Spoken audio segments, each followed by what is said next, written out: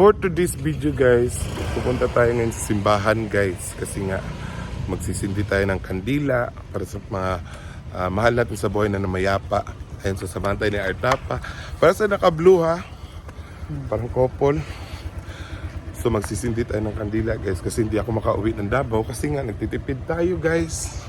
So tara guys, samahan niyo kami. Guys, bibili tayo ng mga bulaklak.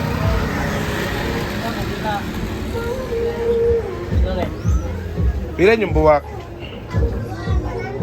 Kani? Duha.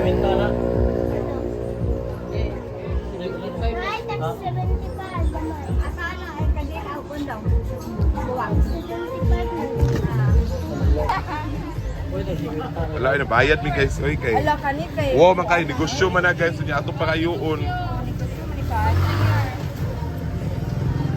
Thank you. So guys, ang gagawin ko lang is pupunta lang ako sa yung krus na malaki, tapos doon ako magsisindi. Bumili na din ako ng bulaklak, tsaka bumili ako ng kandila para sa kanila. Kasi kung uuwi ako sa amin, napakalayo na. Then yung ipapamasahe ko, ibigay ko na lang doon, pambili ng mga pintura, pambili ng konti pagkain. So yun lang guys. Tara, samahan niyo ako guys. Po. Kasi nawala. Nawala yung auntie. Una. Ni una. Namin din karon nga maka-share sa pagtulunan sa atong simbahan Katoliko.